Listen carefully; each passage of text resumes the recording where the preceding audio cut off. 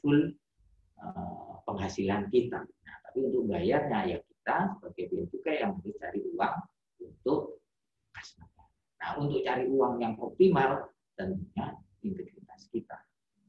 Ya, jadi kita harus punya rasa empati bahwa di lingkungan kita saat ini banyak yang kesulitan. Nah, cara berempatinya yaitu melaksanakan tugas dengan baik, dan yang paling penting kita harus bisa jadi contoh bagi orang-orang yang lain, yang termasuk contoh dalam menjaga kesehatan.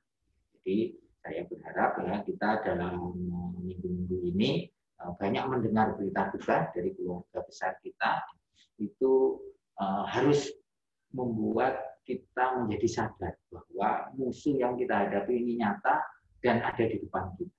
Ya, untuk itu mudah-mudahan integritas, saya tidak perlu menguraikan integritas itu apa, tetapi itu nanti akan menunjukkan kualitas kita ada di mana. Berarti integritas kita ada di titik yang mana. Untuk itu mudah-mudahan acara webinar Kaban hari ini bisa memberi manfaat yang terbesar bagi kita semua. Untuk itu terima kasih. Kita akhiri. Assalamualaikum warahmatullahi wabarakatuh. Terima kasih atas sambutan yang telah disampaikan, Pak. Baiklah, Bapak Ibu, sebelum memulai lanjutkan ke acara selanjutnya, saya akan memberikan informasi terkait tepuk tangan virtual. Jadi Bapak Ibu dipersilakan untuk tepuk tangan virtual dengan gaya seperti ini ya. Seperti ini. Nah, kemudian selanjutnya yang akan saya informasikan yaitu terkait untuk mengajukan pertanyaan. Jadi ada 3 cara. Yang pertama yaitu nanti akan dipersilakan secara langsung. Yang kedua yaitu melalui chat Zoom. Dan yang ketiga yaitu melalui chat di YouTube. Nah, baiklah kita akan melakukan acara selanjutnya yaitu penyampaian materi. Tapi sebelum melaksanakan penyampaian materi, saya akan membacakan kurikulum vitae Bapak Nanang Qasim Yusuf. Bapak Nanang Qasim Yusuf, Master of Psycholog, Magister of Psycholog. Panggilan beliau adalah Bapak Nakoy. Beliau lahir di Brebes 12 Agustus 1979. Nah, beliau mengenyam pendidikan di UIN Syarif Hidayatullah Jakarta untuk S1-nya, dan untuk S2-nya pada tahun 2001 sampai 2003 beliau mengenyam di Universitas Paramadina Mulia. Dan kini beliau berkarir sebagai Direktur Utama PT Kesadaran Indonesia. Selanjutnya beliau juga berkarir sebagai CEO Nakoy Group. Dan juga beliau merupakan Direktur Utama Bimbel Altar UIN Syarif Hidayatullah Jakarta. Selain itu, beliau memiliki berbagai macam prestasi. Salah satunya, beliau merupakan penulis 9 buku motivasi dan leadership berjudul The 7 Awareness, The Heart of 7 Awareness, 1 Minute Awareness, 21 Day to Transhuman, dan lain-lainnya. Beliau juga merupakan motivator nasional sebagai pemecah rekor muri, sebagai pembicara peserta terbanyak 18.000 kontestan, 18.000 peserta pada tanggal 16 sampai 17 September 2009. Dan beliau juga merupakan motivator di Metro TV dan MNC TV. Baiklah, langsung saja kita sambut dengan tepuk tangan virtual meriah Bapak Nanang Qasim Yusuf.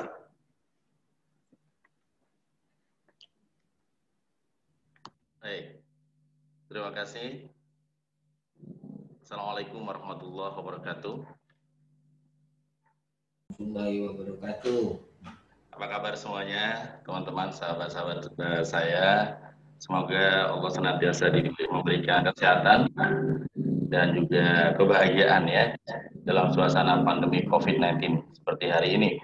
Dan saya lihat dari sini Pak Kanwil, Pak Afla, dan teman-teman kelihatan ini auranya aura kasih atau aura kasihan ya? Semoga auranya aura kasih ya, walaupun lagi pandemi tetap semangat, optimis, yakin ya, selalu luar biasa, memberikan servis yang terbaik, pokoknya yang terbaik bukan yang baik ya. Saya minta tepuk tangan dong buat kita semuanya dulu, hebat ya. sahabat-sahabat yang great ya. Dan teman-teman ya, sahabat-sahabat yang luar biasa, thank you.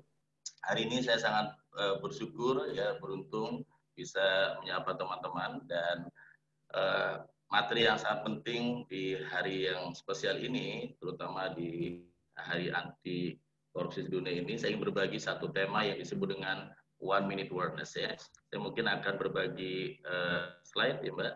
Oke, udah siap.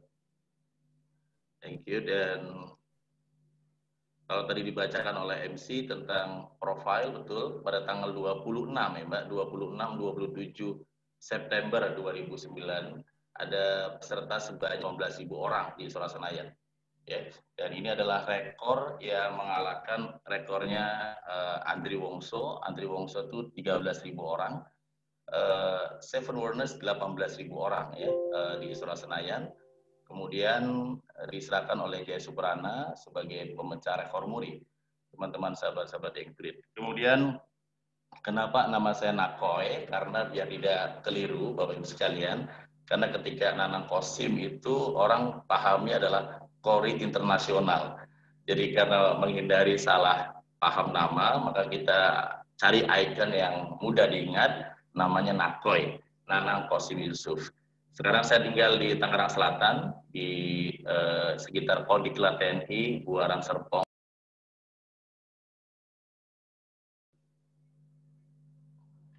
Ya. Dan teman-teman, ini adalah beberapa buku yang saya tulis di Gramedia. Ada 21 Days to be Transhuman, ada The Heart of Seven Awareness, ada 1 Minute Awareness, Seven Awareness, dan buku yang saya tulis April 2020 adalah Bahagia Tanpa Syarat, Unconditional Happiness. Yang saya ingin bahas di tema hari ini tentang menjaga integritas diri adalah 1 Minute Awareness. Karena ini satu hal yang sangat penting ya, bagaimana kemudian kita menemukan menjaga diri kita menjadi manusia unggul di atas rata-rata. Teman-teman, sahabat-sahabat ya yang great, kenapa saya panggil great? Di dalam buku Seven Awareness, bahwa musuh terbesar great ketika kita merasa good. Semoga pandemi ini justru kita semakin great, bukan hanya good ya, insya Allah, amin. Dan sahabat-sahabat, kesadaran ini memang betul Pak Afla tadi menyampaikan harus dari dalam diri. Budaya itu menjadi sebuah kolektif ya, kemudian anti korupsi sebagai sebuah tindakan. Dan kesadaran inilah yang kemudian saya ingin bahas, disebut dengan ya, kalau kita membaca dan melihat di media beberapa waktu ini ya, kita melihat hal yang mungkin menjadi tafakur kita, pembelajaran kita, bahwa ya godaan korupsi itu betul-betul luar biasa, dan semoga kita menjaga diri betul-betul agar senantiasa terhindar dari ini, teman-teman hebat. Dan sahabat-sahabat yang luar biasa, bagaimana cara memulainya?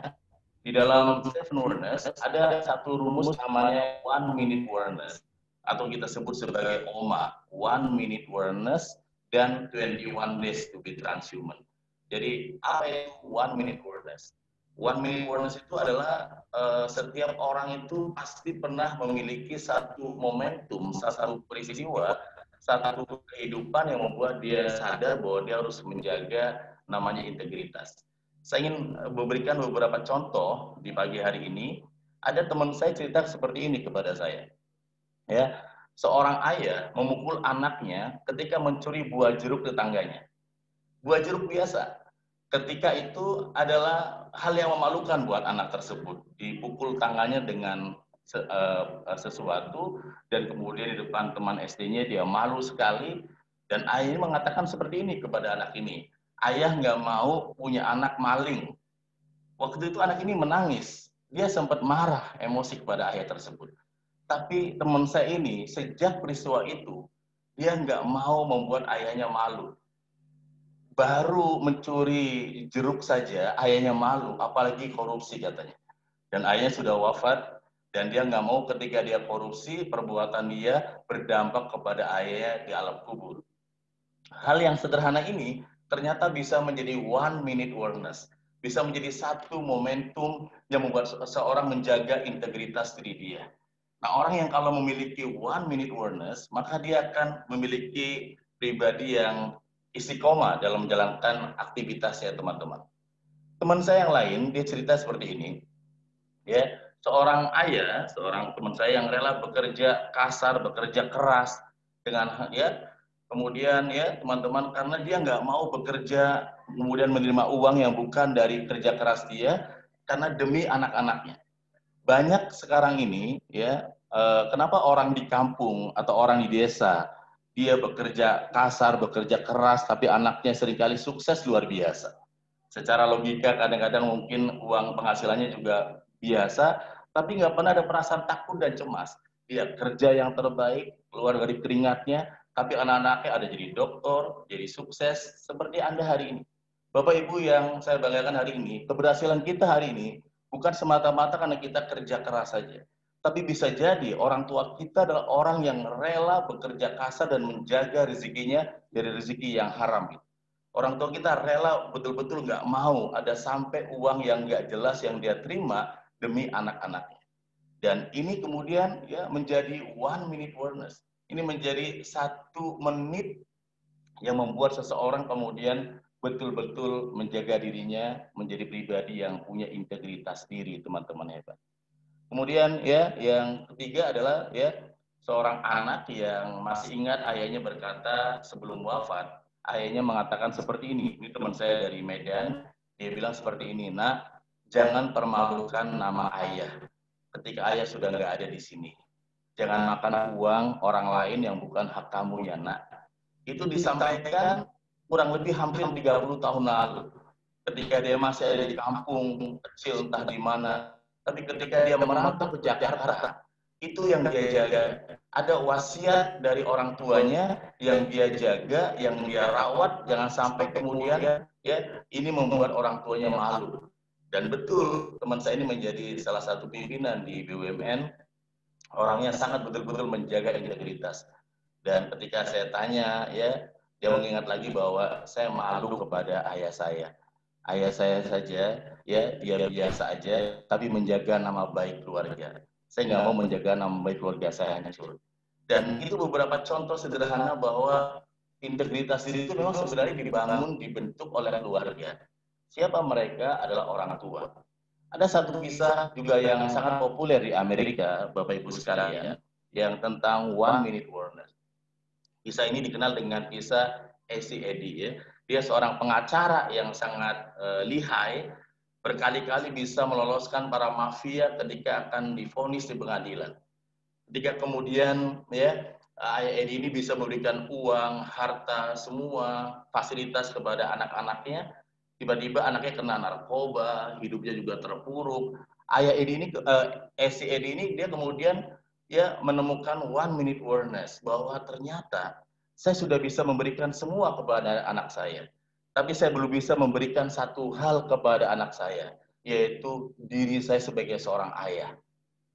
Tahukah Anda teman-teman, ya sahabat-sahabat hebat, yang dia lakukan adalah dia kemudian melakukan sebuah langkah yang berani, yang tadinya dia menolong para mafia ini, kemudian dia malah menjebloskan para mafia ini ke penjara, dan kemudian ya banyak sekali mafia yang marah, dan Eddy ini, pengacara Eddy ini dia tahu resikonya.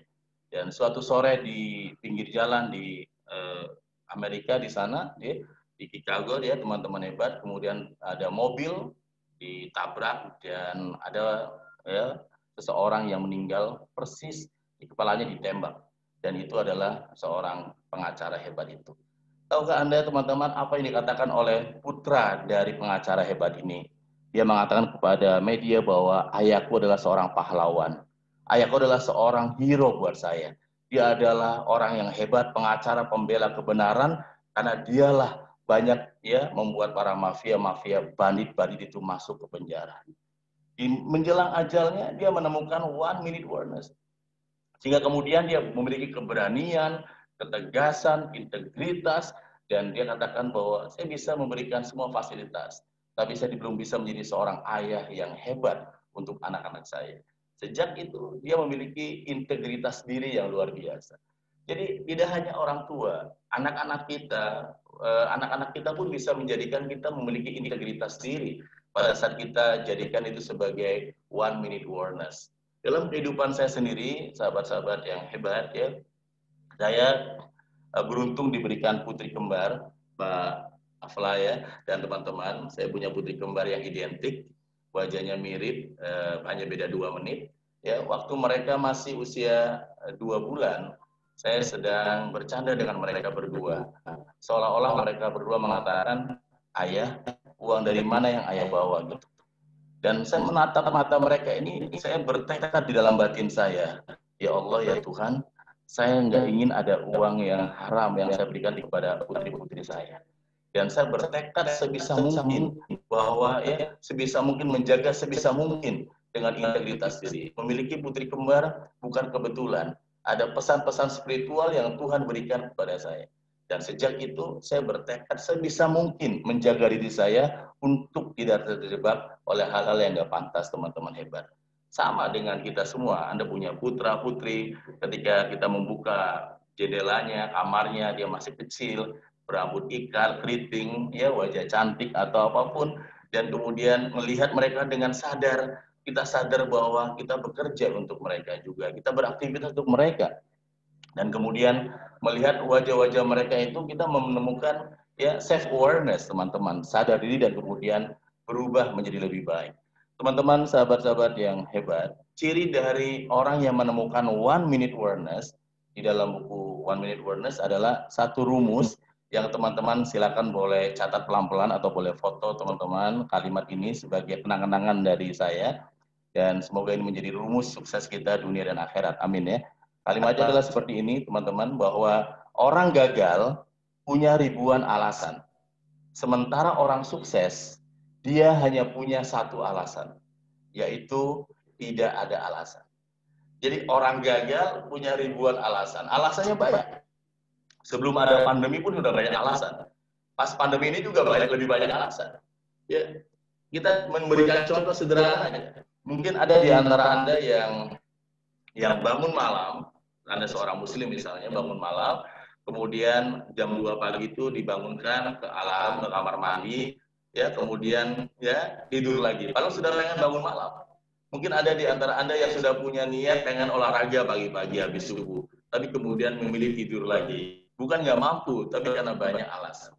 Mungkin ada di antara Anda yang punya ibu, punya ayah, punya orang tua yang bilang, nak, kalau kamu sudah jadi PNS, kamu sudah punya uang banyak, ibu pengen berangkat umroh ya nak sama kamu ya nak.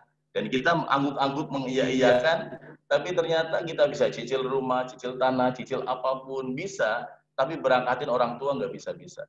Kenapa? Bukan nggak punya uang, tapi karena kita banyak alasan. Nah, membangun negeri ini, memulihkan negeri ini, kalau banyak alasan, maka jauh lebih sulit, teman-teman hebat. Dan semoga hari ini ya kita hanya punya satu alasan membangun negeri ini, yaitu tidak ada alasan. Ya, suasana pandemi COVID-19 ini justru membuat kita hanya satu alasan. Ya, banyak di antara kita yang memang ya selalu membuat alasan, dan semoga hari ini kita belajar menjadi pribadi yang lebih baik lagi, pribadi yang lebih dahsyat lagi, yang dia hanya punya satu alasan, yaitu tidak ada alasan. Dan teman-teman, sahabat-sahabat yang hebat, saya mau minta teman-teman boleh ikuti ya, boleh silakan ya, boleh ikuti gerakannya ya, tangannya boleh ke atas seperti ini, semangat ya, dan badannya tegak semua, nggak boleh bersandar ya. Oke ya, kemudian kita akan sama-sama mengatakan satu kata ya, bahwa ya teman-teman hebat, ikuti 1, 2, 3. Pada hari ini saya Nakoy. Nah, ulang lagi. Jangan nama Nakoy juga ya, Pak. Nama masing-masing ya. Pak Noviandi, nama masing-masing ya, Pak. Ya. Nah, maksud saya Nakoy itu nama saya, Pak ya. Bapak nama Bapak masing-masing. Ulang lagi ya. Ya, 1, 2, 3. Pada hari ini. Silakan. Pada hari ini. Saya. Hari ini saya. Setiawan. Oke. Pada hari ini kita ulang lagi ya. Ini sebenarnya jaringannya ada masalah. 1, 2, 3. Pada hari ini. Saya. Nakoy. Berhenti. Menjadi ahli alasan. untuk sukses untuk sukses dunia dan akhirat. dunia dan akhirat. Saya hanya punya satu alasan, yaitu tidak ada alasan. Tepuk tangan dong, teman-teman luar biasa ya, teman-teman sahabat-sahabat hebat ya. Jadi ternyata ya kita sepakat hanya punya berapa alasan tadi? Satu alasan. Itu apa? Tidak ada alasan. Jadi ya suasana pandemi ini ternyata banyak orang nyusun alasan, bahkan menjadi profesor alasan. Karena sangat ahli nyusun alasan, dia menjadi profesor alasan. Nah, kalau kita ini sama-sama ya melawan pandemi ini, maka kita bertekad masing-masing. Kita hanya punya satu alasan, yaitu apa tadi? Tidak ada apa? Alasan. Nah, ini yang dicontohkan oleh pemimpin, ini yang dicontohkan oleh orang-orangnya, saya yakin ya, termasuk Pak Jokowi juga ya hanya satu alasan. Teman-teman, dan semoga kita semua juga tadi Pak Kanwil juga sama satu alasan. Semoga kita semua juga satu alasan, sehingga kemudian sukses dalam pekerjaan, sukses dalam karir, dalam ibadah, keluarga, dalam aktivitas apapun kalau bisa sukses di atas rata-rata. Jangan hanya karir, termasuk dalam ibadah juga sukses, rumah tangga juga sukses. Dalam bidang apapun kita hanya punya satu alasan. Yang hari ini masih malas olahraga, padahal olahraga penting, bukan nggak punya waktu, tapi karena banyak apa? Alasan. Yang hari ini masih belum bisa sedekah, bukan nggak punya uang, tapi karena banyak apa? Alasan. Yang hari ini masih belum berubah, bukan nggak punya kesadaran diri, tapi karena banyak apa? Alasan. Yang hari ini masih saja belum menjadi yang terbaik, bukan nggak mampu, tapi karena banyak apa? Alasan. Ya. Jadi sepakat teman-teman, catat masing-masing. Coba ya, kalau punya kertas, kalau punya catatan kertas atau handphone, saya ingin teman-teman boleh membuat deklarasi sebagai kenang-kenangan dari Nako Center ya. Silakan, ada kertas boleh, ada pulpen siapkan boleh ya. Silakan boleh tulis di situ. Judulnya adalah ya, teman-teman, sahabat-sahabat, judulnya adalah ya komitmen pribadi. Silakan. Judulnya adalah komitmen pribadi, teman-teman hebat ya. Silakan, kertasnya disiapkan, pulpennya juga sebagai kenang-kenangan dari Nako Center ya, teman-teman. Kalimatnya adalah pada hari ini hari Selasa, tanggal ada tulisannya 15 Desember 2020. Bapak Nakonya sendiri. Ya, sudah kembali.